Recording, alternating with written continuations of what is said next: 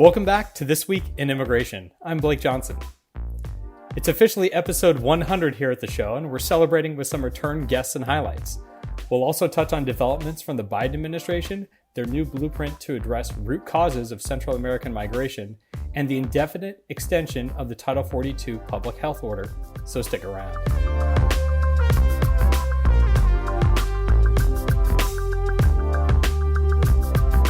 Congratulations are in order for the terrific policy and production staff here at the Bipartisan Policy Center, who have worked to make this show a mainstay of the organization over the past 4 years.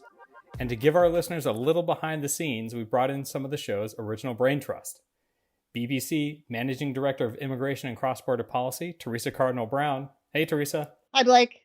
And my former boss, now Senior Communications Manager at the Partnership for Public Service, Jordan LaPierre. Jordan, welcome back. Hey, Blake. So good to see you. This is great. So look, I want to talk to you too as being the originators of this program and mainstays of BPC's immigration project. The program's first official show was in October of 2017. But before that, you two did a pilot series. You two worked on something called What to Know in Immigration. And for our listeners, we'll link to that in the show notes. So first off, tell us how you guys got started with this idea and how did this sort of spiral? You know, I think we had done a bunch of Facebook Live videos. And as that sort of started to change and morph, and it was clear that that wasn't quite the right venue, we started kicking around, what could we be doing to try to reach a broad audience? And how can we make these complex issues simpler for audiences who just want to learn a little bit more about immigration, which impacts all of us. And so we gave a try at recording audio, and here we are, I guess. Well, the idea at first was we'll do a limited series. So it was like 2017, and we said maybe we could just do a limited series of 4 or 5, and we'll tackle like one issue per and just kind of explain. So it'd be like an audio blog, basically. And you know, we did those 4 or 5 episodes and thought that's probably going to be the end of it. But then it wasn't. So we've got the first couple seconds of that episode. So we'll give that to our listeners right now. Thanks for listening to another Bipartisan Policy Center podcast. I'm Jordan LaPierre, the press secretary here at BPC. Today's conversation is the first in a series we're doing this year on immigration issues. And today I'm joined by Teresa Cardinal-Brown. She's the director of Immigration and Cross-Border Policy here at BPC. Thanks for being here. Thanks, Jordan. Nice to be here. So Jordan, this was also your first time hosting a podcast. And, you know, so you were sort of spearheading this effort at BPC to get us into podcasting. You know, did you accomplish what you wanted to? I think so. I mean, it was my job to always say, can we make it simpler? Can we make it easier to understand? Can we frame these questions in a way that break down the core issues? Like, how do we avoid covering too much ground or assuming our listeners know too much? I'm really proud of what we were able to do in making these complicated things a little bit simpler. I remember something else. I remember that the communication staff was interested in thinking about podcasts, and the immigration team at BPC, we tend to be known as like the guinea pigs. Like, if you want to try something new, we'll say yes. So they said, oh, would you want to try to do the podcast? And I've been listening to podcasts for years and years and years. I'm an early podcast adopter. I listen to probably 15 or 20 podcasts a week. And I said, sure, why not? We'll try this out. And yeah, I think it was a lark at first, and we had no idea what we're doing. I do think that having Jordan host was a great idea because Jordan is not the immigration expert. So he asked the questions in ways that like normal people would ask. Like, I don't understand this thing. Explain it to me. And it forced us to explain it in ways that people, I think, could understand and could be more accessible. Yeah, Teresa's right. I have to say, I did not imagine when we started this thing that I'd be here with you all 100 episodes in. It's awesome. Well, look, I have a small thing to quibble with you both. And so I was going through the archive, and actually you two recorded a bonus episode after President Trump's State of the Union address, which, if we're counting this, would make this episode 101. Yeah. Well, you know, I guess we'll have to quibble with that here and there. But you know, we made it more than 100. More than 100. That's still a big deal. There's nothing wrong with being a completionist, Blake. So officially 101. Teresa, so when did What Do You Know About Immigration become This Week in Immigration? Hi, everyone, and welcome to a brand new weekly podcast we're doing here at the Bipartisan Policy Center, breaking down the biggest stories in immigration policy. I'm Jordan Lapierre. And I'm Hunter Hallman. If you want to stay up to speed on the fast-changing world of immigration policy, this podcast is for you. The honest answer is we all got the podcasting bug. We liked it. We enjoyed it. And, you know, there was so much going on in immigration. When we first said it, we said we'd do just a limited series because how much immigration news is there going to be? But as we all know now, particularly during the Trump administration, immigration was in the news every week. There was always something going on. And now that we're in a new administration, it's just continued. And I've said it before and I'll say it again. I've been involved in immigration policy now for over 25 years. I have never seen so much national attention focused on the issue of immigration as we see now. And it permeates every aspect of our politics, every aspect of our federal government. It's related to so many other things. It's part of daily discourse.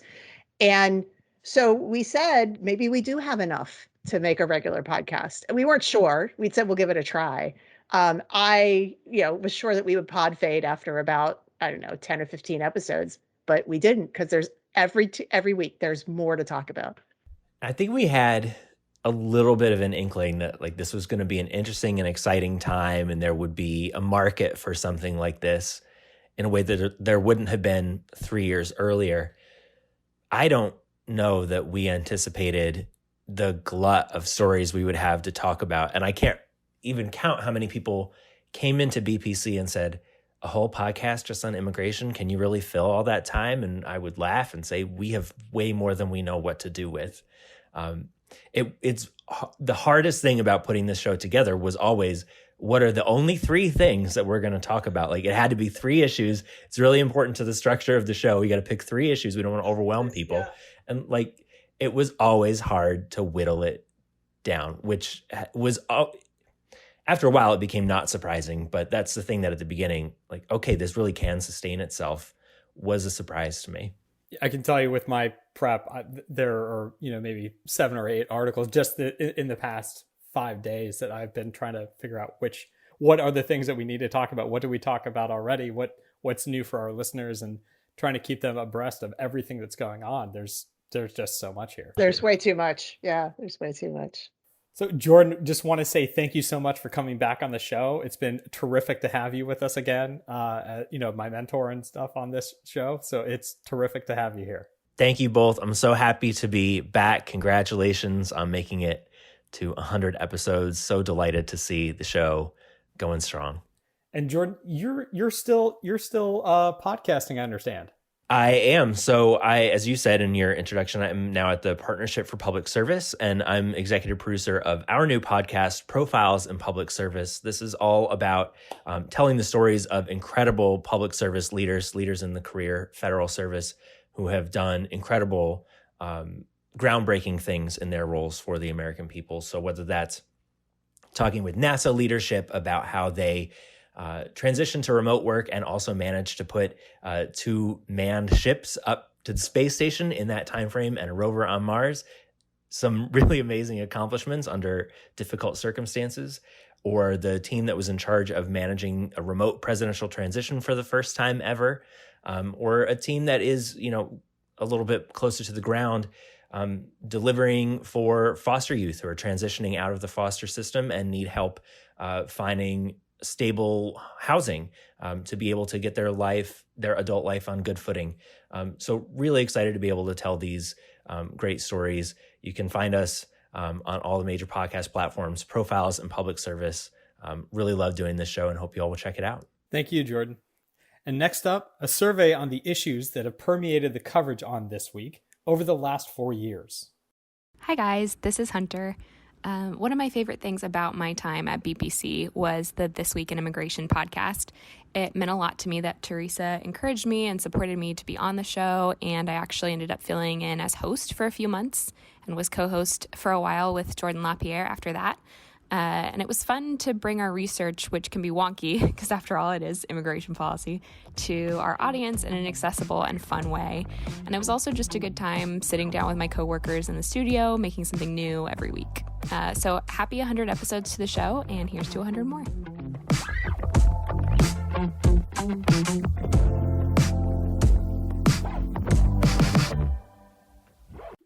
Despite being unsure at the outset, we've certainly proven there's enough content to maintain a regular bi-weekly podcast. And we've had some issues that have become programming mainstays throughout the years. The biggest issue we've covered in all that time has been the Deferred Action for Childhood Arrivals program, or DACA. DACA program. DACA and Dreamers. And that's kind of where we're hearing DACA. So with that in mind, let's turn to recent news regarding the DACA program. DACA program. DACA. Well, thank you for taking us through that, Teresa. I expect this is certainly not the last time we'll talk about DACA before the end of this year. Nope. And let's welcome back Teresa Cardinal Brown, Managing Director of Immigration and Cross-Border Policy here at BPC. Teresa, it seems like we talk about DACA at least every other episode. Why has this issue stayed in the news for so long? I think there are several reasons. The program was created by the Obama administration in 2012, in part because Congress was not able to pass legislation to help the so-called Dreamers. And this group of people who were brought to the United States as young children, have grown up in the United States, see America as their home in spite of being unauthorized, really, I think, galvanized themselves in many ways. They've launched activism, and they have lobbied members of Congress, and they have marched for thousands of miles across the country in support of getting themselves status. And their fate, what happens to them, is so, I think, central right now to what happens to immigration reform writ large. There's widespread support for legalizing this group of people, and yet Congress hasn't yet been able to make it happen. And, we saw during the Trump administration, there were attempts at ending DACA and court cases over DACA, and then more attempts in Congress to try to pass DACA legislation that didn't come out. And then, here we are again, and we're still no closer to a solution. So I think that's one of the reasons why it's been just such a central part of all of the podcasts we've done over the last 4 years. Well, I mean, and, my first official episode here last week, we covered the court ruling in Texas that, said the program was illegal. So, and just to follow up on that, we've gotten a little bit of clearance from that. So based on where we are now, what do you think happens over the next several months? And is Congress being stirred to action? It's interesting. Right now, Congress is totally focused on, the infrastructure bill and this idea of reconciliation. And there's a huge push to try to address the standards to provide legalization for Dreamers and farm workers and essential workers on the reconciliation bill, which is a Democrat-only proposal. They're not trying to make it bipartisan. They're just trying to see if they can get all the Democrats on board. And I think that's where a lot of the focus is. Now, whether or not that's going to succeed depends on a few different things. One, obviously, if it's a Democrat-only play, every Democrat has to be on board. We think that the Democrats are fine. Joe Manchin, who's usually the swing vote on these things, has said he's fine with attaching it to reconciliation. But probably the bigger obstacle is the Senate parliamentarian.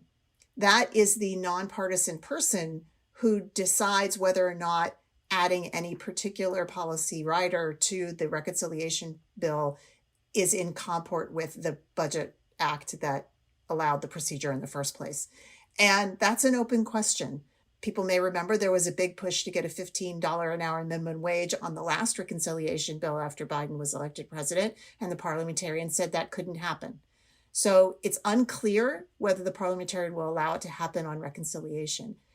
If it does not go through that way, I think then you'll see some serious efforts in bipartisan movement in Congress, or some sort of movement in Congress, because I think the courts have kind of played themselves out. This issue went up to the Supreme Court during the last administration, and they ruled that the Trump administration didn't try to end the program properly. That wasn't a resounding support for the DACA program.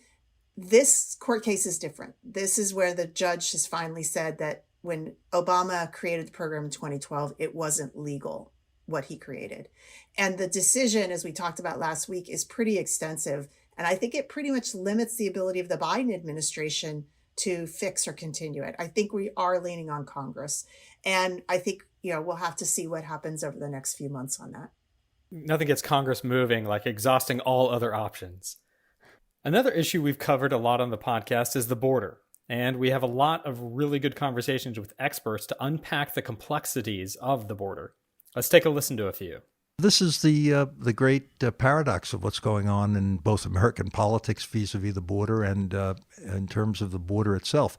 We do not any longer have a border security problem. This is a migration management issue, not a border security problem.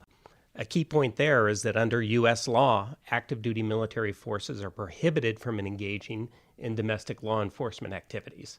So a lot of questions arise about how are active duty military forces being involved in the border security mission, which is a domestic law enforcement mission. Overall apprehensions in May 2019 was about 132,000 individuals. This is now the sixth highest peak in monthly Southwest border apprehensions since we started tracking this around the year 2000. So that's really significant. Teresa, this is another issue that seems to be in the news constantly. And just this month, we're hearing we might see another record number of encounters at the U.S.-Mexico border. And the administration issued its strategy to address root causes of migration from Central America. Teresa, do you think the strategy they have outlined will have a big impact? It's hard to say. I think we've said it before on this podcast. I know I've said it in other venues that the root causes strategy is really necessary to address migration from the region, but it is not a short-term strategy. And the strategy itself acknowledges that. It very clearly says that we're not going to see impacts on migration from anything we're doing in the region, probably for quite a while. In the meantime, as you said, we're seeing more people coming to the border.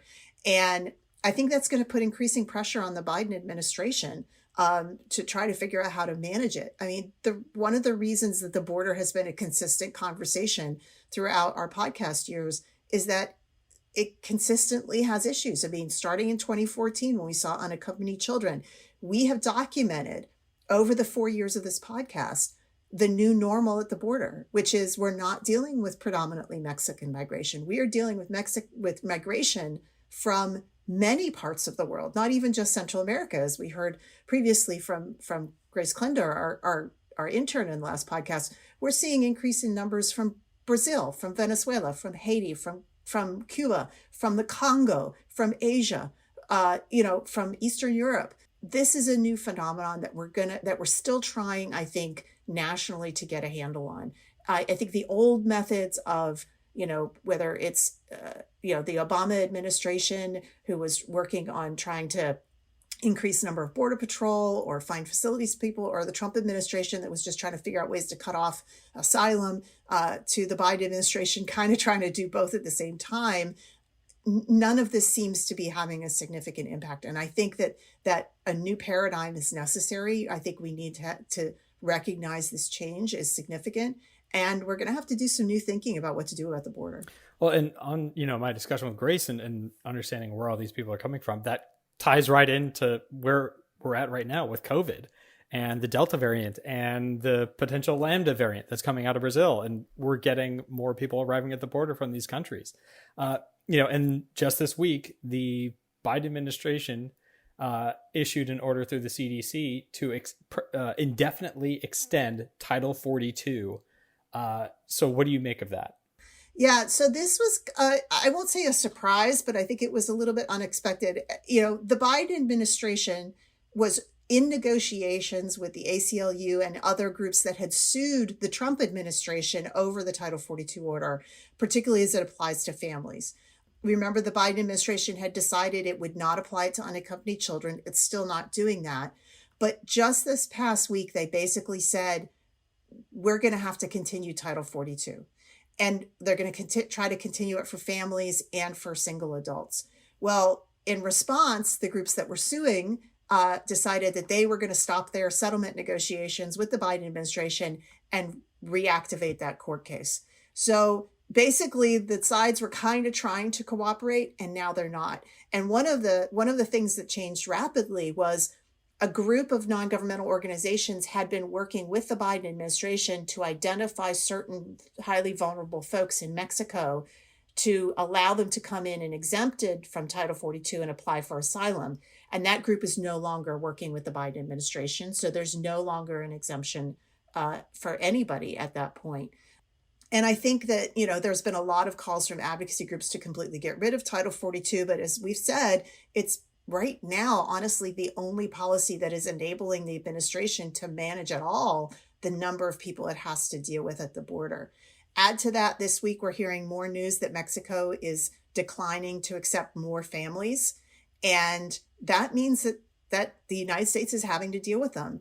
And just today, right before this podcast, we got news that the Biden administration has decided that they will start vaccinating those migrants that they are taking in, or at least offering the vaccine. So there's an acknowledgement that while I don't think the migration from the U.S.-Mexico border is a significant cause of what we're seeing of the Delta spread in the United States, because it's everywhere, it is a vector, and they're trying to do what they can to make sure that it's not a vector that has significant ramifications.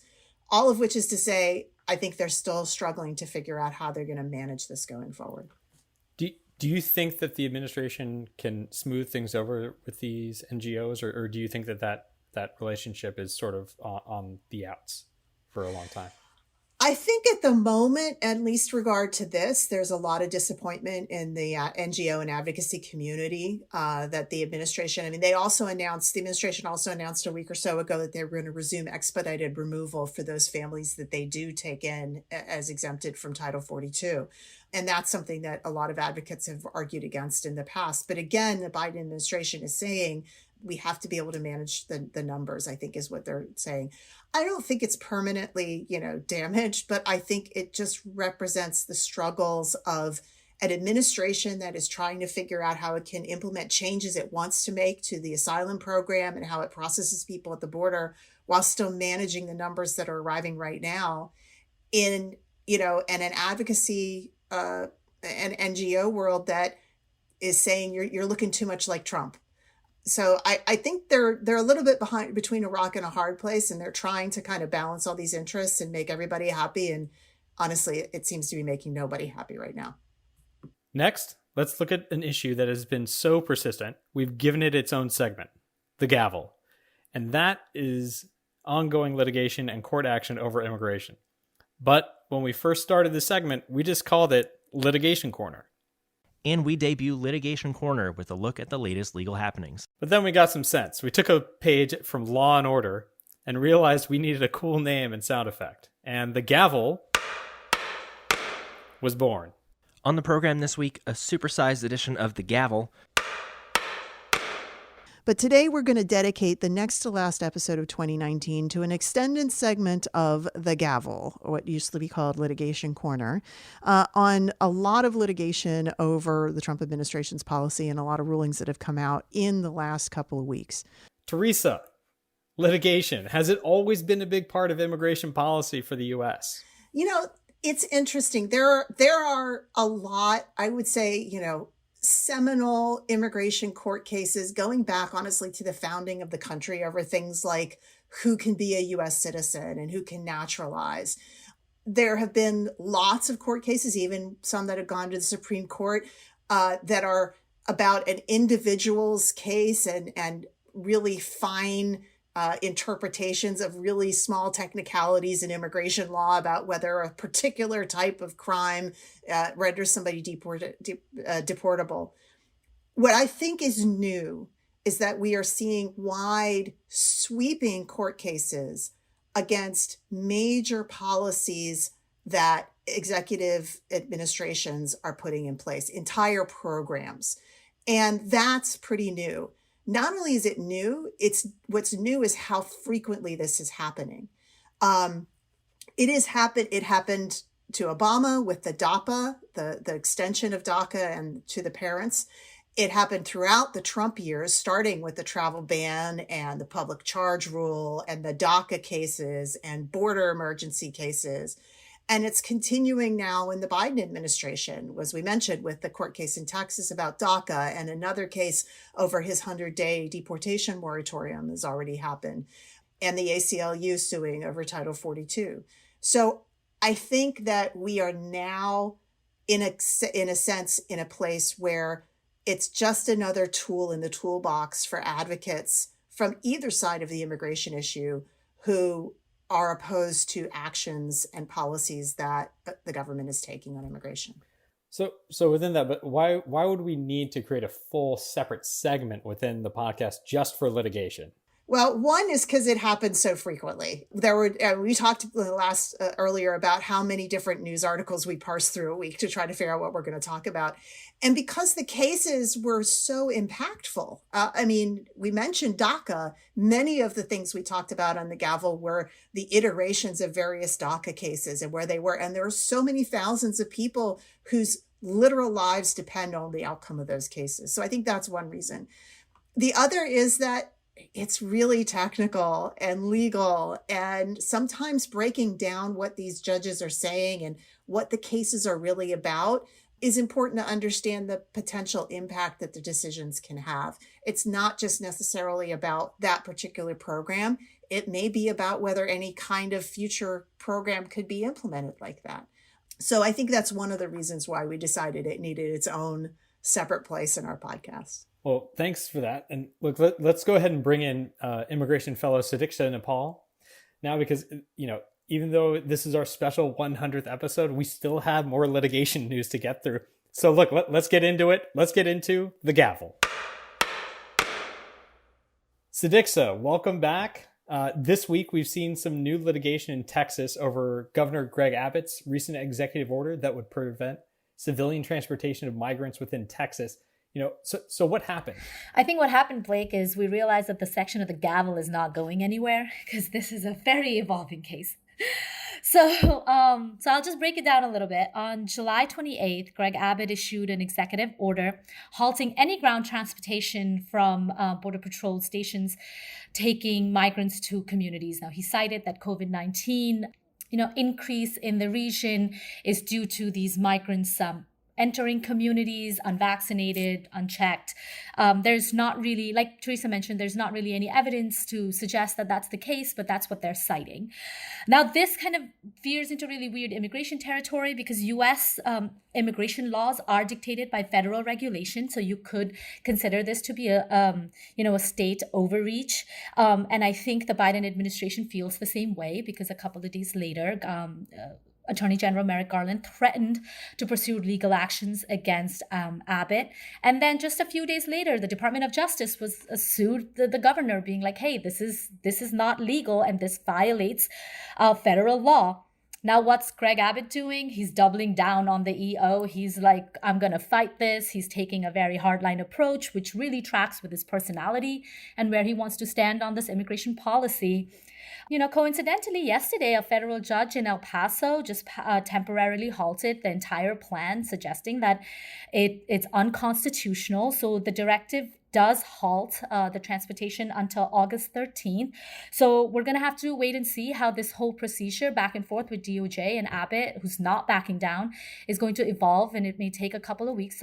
So we're just going to be tracking this at BPC, and you can find it on the next, episode of The Gavel. Well, we'll never be far behind with another banging of the gavel, I'm sure. Thanks so much, Sadiksha. To round out this anniversary episode, we should talk about some of the great guests we've had on the podcast over the last several years. We've already heard from some of them. Alan Berenson, the former DHS official and border expert. David LePan, BPC's former Vice President of Communications, a retired Marine, former Pentagon spokesperson, and even DHS spokesperson. And he was also host of some of our episodes and came on periodically to give us expert perspective on the intersection of military matters at the border. Here are a few of our favorite guests. We are so happy to have Charles Kamasaki joining us. So welcome to This Week in Immigration, Charles. I'm thrilled to be here, Teresa. I'm such a big fan of the show. Pretty much every immigration reform in recent history has been declared a corpse. In some cases, it's been declared dead on arrival. Even upon introduction. And I think that gives you a sense of how difficult it actually is to produce immigration reform legislation. To help us unpack these recent events is Alan Orr. Alan is an immigration attorney and the founder of Orr Immigration Law Firm PC, a minority-owned law firm based here in Washington, D.C. He is a proud graduate of Morehouse College and earned his law degree from Howard University. He is an active member of the D.C., Virginia, and National Bar Associations and is the president-elect of the American Immigration Lawyers Association and is the first Black and openly gay individual to lead the organization. And so that's why a large number of Black immigrants get caught up in deportation, because they live in these over-policed societies. And that leads to a greater proportion of Africans and Black people and Caribbeans being deported from the United States. And so the issue is really, how are we going to address both of these issues? Because you just can't address half of that person as just being an immigrant without also addressing the social issue. You know, we have also been so proud to feature on our podcast BPC's fellows, Professor Ruth Wassam of the LBJ School of Public Policy at the University of Texas at Austin, and Casey Higgins, our former immigration policy staffer for Speaker Paul Ryan. Here's some of what they've had to say on the podcast. Well, Teresa, thank you. And I'm honored to be on your podcast. And this may be one of my first official acts as a fellow at the Bipartisan Policy Center. So this is a treat. Thanks, Jordan. These are good questions. I think on the executive front, part of the reason you saw President Trump use executive action so frequently was because of the inability of Congress to actually pass legislation to achieve some of the goals that he was looking to achieve. I think in some ways you are going to have a continuation of this, particularly if Republicans continue to control the Senate and there's divided government. And I think no matter who is in power, when there is an inability for Congress to make changes, the executive is going to seek to do a lot of those things on its own. And we can't forget Laura Hall, our resident Capitol Hill expert, who's managing director at BPC Action. I want to welcome in Laura Hall from BPC Action and Teresa Brown, as always, BPC's Director of Immigration and Cross-Border Policy. Hi to both of you. Hello. Hi.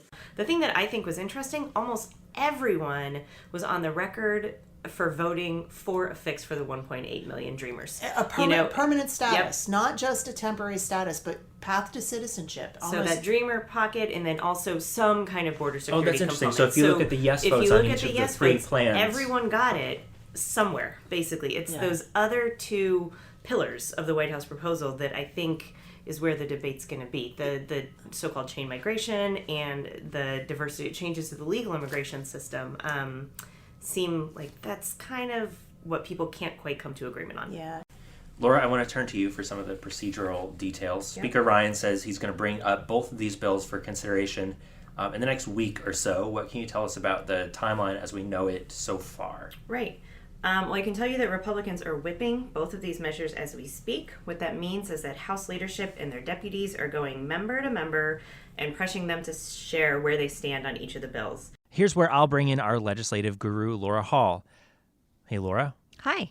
Laura, walk us through the legislative action on immigration so far this year. What are some of the major bills that have been introduced, and have any of them made any strides toward becoming law? Another longtime voice on This Week in Immigration for most of its life was former senior policy analyst Chris Ramon, who always brought interesting topics to the table, from discussing the elections in El Salvador and how it might impact immigration, to the impacts of the legal problems of rapper 21 Savage and the potential citizenship status of the children of U.S.-born royals. And just to say, he was the first person I talked to on the guest episode I did, and he blew me away. Yeah, Chris was a mainstay and feature, and we do miss him on the podcast. Hi, this is Chris Ramon, former senior policy analyst with the Immigration Project at BPC. I wanted to say congratulations to the entire BPC team for the 100th episode of This Week in Immigration. Having helped found the podcast, one thing I wish the listener could see that I really enjoyed were the conversations that we had after the recording on immigration and a whole host of other issues that are important to the organization as a whole. And if you could hear those conversations, you would really hear a dedicated bunch of folks who really care about this topic and care broadly about the mission of bringing the country a little bit closer together on policy and politics. So congratulations again on the 100th episode, and can't wait to hear what comes next. We have also been able to feature several of our interns over the years. At BPC, we are happy and proud to host interns from universities all around the country every semester, including during the summer. And some of them have done great work for us. Raven Cresenberry, Joshua Rodriguez, Tim O'Shea, who I think was on 3 different episodes of our podcast, and our current interns, Andrew Lee and Grace Klunder. So to all of the BPC immigration interns, past and present, thank you so much for all of your contributions. And last but not least, we would be remiss if we didn't thank all of our hosts for This Week in Immigration over the last 100 episodes. You've already heard from Jordan Lapierre and a clip from Hunter Hallman, who was one of our first hosts. But after Jordan left, our own Rachel Yakino stepped in until her recent departure to go to graduate school. So here's something from Rachel. Congratulations on the 100th episode to the little podcast that could. It was an honor being part of such an incredible and talented podcasting team over the last year, and I can't wait to continue listening and seeing what issues you guys tackle in the future. This is Rachel Yakino, former podcast host and research analyst of the Immigration Project, signing off. And now we are so thankful that Blake Johnson, sometime substitute host, has agreed to take over the role full time. But Blake, on that first podcast, you weren't too sure about the gig the first time you hosted. And here's a little clip of what that sounded like. As you may have noticed, this episode feels a little different. Our fearless host and BPC press secretary, Jordan Lapierre, is off this week, meaning BPC's media relations coordinator received a promotion to acting podcast host. So who drew the harder job, CBP commissioner and now acting DHS secretary, Kevin McAleenan, or myself? Be sure to leave a review and let us know on Twitter. I don't think I want to answer that question, Blake, but before we leave, I do want to give a huge shout out to the guys behind the scenes that stitch all this together and make us sound good. Listening to those old clips, I'm reminded of how much better we sounded when we actually had professional mics in a professional studio. We've been recording for the last 18 months at home, which means that our editors, Yafet Tawahada and Ethan Plotkin, have had a huge job in stitching together all these different audio. Huge shout out to them for all the work they've done over these 100 episodes. And with that, I think we'll wrap this official 100th episode of This Week in Immigration. And here's to 100 more. Congratulations, Teresa, and to the BPC immigration team. One last reminder to subscribe, rate, and review this podcast on Apple Podcasts, Stitcher, Spotify, or your favorite podcast platform, and share it with your friends and colleagues. You can also find more information on all the issues we discuss here on the show at bipartisanpolicy.org/immigration. You can follow us on Twitter at BPC_bipartisan. I'm Blake Johnson. This Week in Immigration was created by Teresa Cardinal Brown. The executive producer of This Week in Immigration is Teresa Cardinal Brown. This week's episode was written by Teresa Cardinal Brown and myself. Ethan Plotkin produces and edits our show. The executive producer of BPC's podcast is Lucy Manning. See you next time on This Week in Immigration.